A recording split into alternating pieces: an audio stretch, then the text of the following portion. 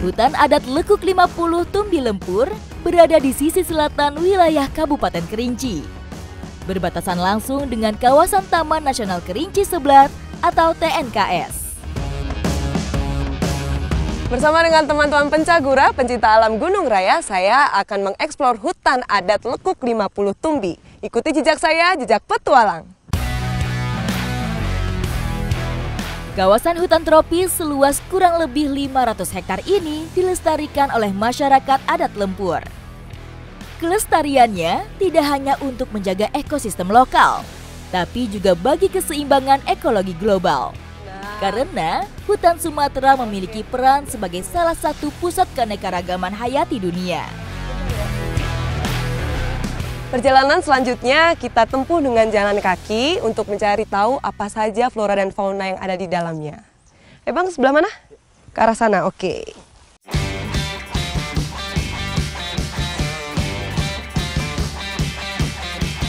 Langkah kami melaju lebih cepat, menyadari tanda-tanda keberadaan satwa. Rek, tuh ada baning tuh. Mana? Itu. Oh iya, kura-kura batu ya. Kami menemukan kura-kura batu atau baning yang dimana dia itu hidup di daerah yang lembab seperti hutan ini. Pergerakannya yang lambat membuat kura-kura batu memilih habitat hidup yang menyediakan banyak sumber makanan. Satwa omnivora ini memakan tumbuh-tumbuhan, buah, serangga, dan ikan kecil. Salah satu ciri khas kura-kura batu adalah kemampuannya menarik kepala, kaki, dan ekor ke dalam cangkang sebagai mekanisme pertahanan diri dari predator. Berbeda dengan jenis kura-kura yang ada di air, kura-kura ini memiliki kaki dan bukan yang berselaput. Jadi tampak jelas jari-jari kakinya dan juga memiliki sisik di kakinya. Sayangnya, beberapa spesies kura-kura batu saat ini terancam punah akibat dari perburuan liar dan hilangnya habitat hidup. Upaya konservasi dengan menjaga habitat hidup sangat penting untuk mempertahankan kelestariannya.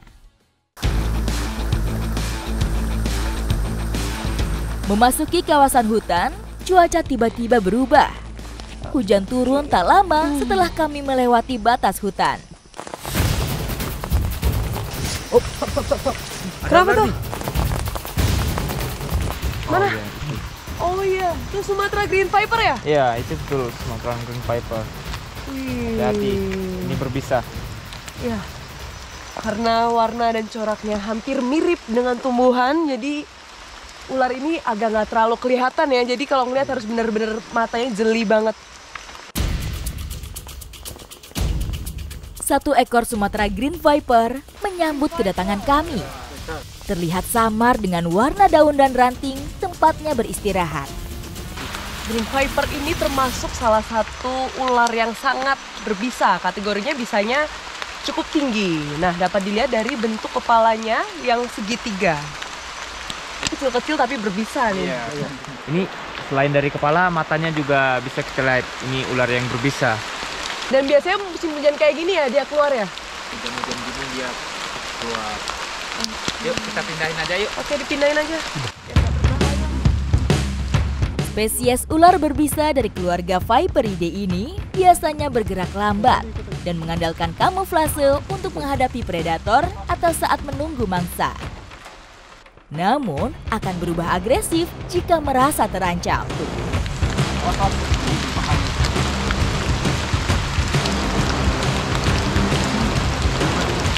Walaupun ini bukan jalan umum, tapi alangkah baiknya kita pindahkan ular ini supaya tidak membahayakan.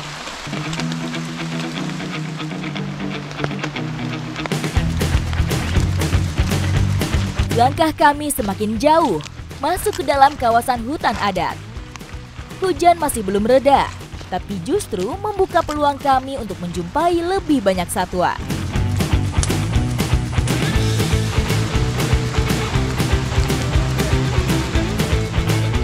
Di tengah perjalanan, kita ketemu sama musang hitam melanja dari atas pohon. Dan kita berjalan harus pelan-pelan karena takutnya Nanti kalau kita bergeraknya terlalu keras, musangnya bisa pergi. Musang hutan memiliki sifat teritorial. Dia akan mempertahankan wilayahnya dari individu lain. Lebih banyak menghabiskan waktu di atas pohon untuk mencari makan dan bersembunyi dari predator.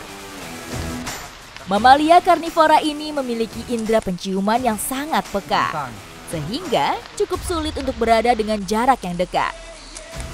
Kita sedang berada di jarak 10 meter dengan musangnya. Nah, ternyata musang ini aktif ketika hujan seperti ini. Dan kebetulan karena hujan, jadi bau-bau kita, bau manusia ini tidak tercium oleh dia. Jadi kita bisa melihat dari jarak yang sangat dekat. Perjalanan kami lanjutkan menyusuri hutan seiring dengan rintik hujan yang semakin reda.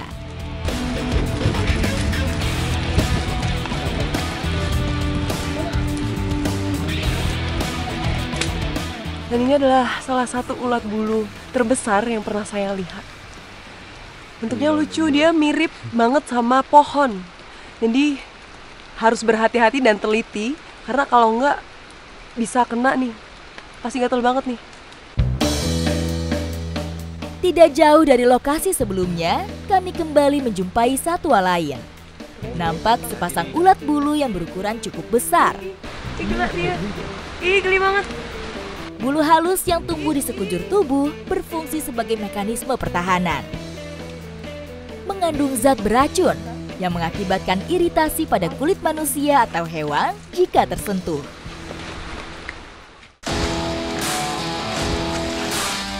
Semakin jauh melangkah, kami menjumpai vegetasi berbeda. Kali ini, kami menjumpai kawasan hutan basah dengan lapisan gambut, yaitu lapisan tanah yang terbentuk dari bahan organik mati. Ada kantong semar nih. Wah, iya. Kantong semar ya? Ya. Kantong semar atau masyarakat adat menyebutnya kancung beruk tumbuh subur di tempat ini. Tanah gambut cenderung asam dan minim mineral, sehingga kantong semar tumbuh untuk mendapatkan nutrisi dari sumber makanan lain, seperti misalnya serangga.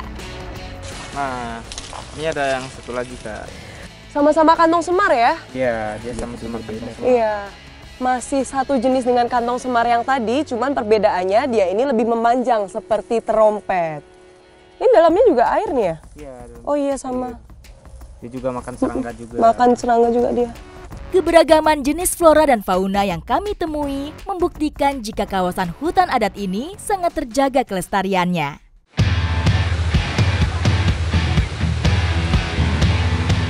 Tidak hanya memberi manfaat bagi masyarakat di sekitar, keberadaan hutan adat lekuk 50 Tumbi sangat berperan dalam mempertahankan kelestarian alam.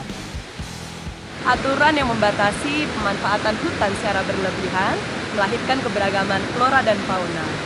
Semoga kondisi seperti ini tetap terjaga. Ikuti jejak saya, jejak petualang!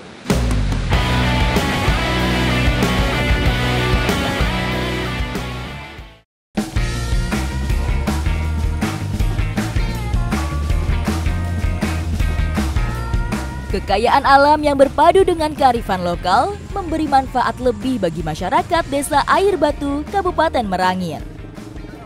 Saya sedang menyusuri Sungai Batang Merangin untuk mencari hasil alam yang digunakan untuk keperluan sehari-hari. Ikuti jejak saya, jejak petualang. Tidak hanya ikan, bantaran sungai ini banyak ditumbuhi rotan dan manau yang memiliki banyak manfaat. Ini sudah sampai, Pak? Sudah? Ya, sudah. Oh, ini di atas ini. Rotan seringkali digunakan untuk membuat berbagai kerajinan. Ternyata untuk mencari manau tadi itu harus melewati tebing yang curam seperti ini. Perjalanan menuju ke tempat pengambilan rotan ini cukup menguji adrenalin. Pijakan batu lepas dengan kontur yang terjal membuat langkah saya semakin pelan. Kenapa rotan yang diambil itu adalah rotan yang tua? Karena kandungan airnya lebih sedikit dibandingkan yang muda. Dan untuk daya kekuatannya itu lebih kuat yang tua daripada yang muda.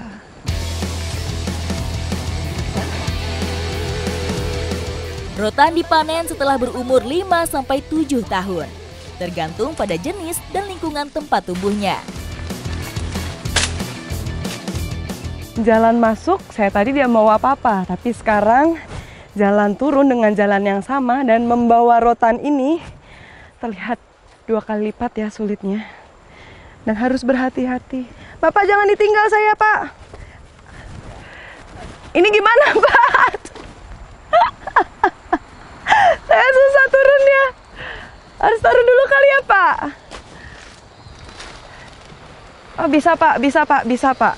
Iya, saya bisa. Bikin tongkat. Iya. Nggak apa-apa. Untung pegangan, Pak. Untung saya pegangan. Kalau nggak hampir aja jatuh. Aduh. Udah, Pak, aman, Pak. Ayo, Pak, kita jalan lagi, Pak.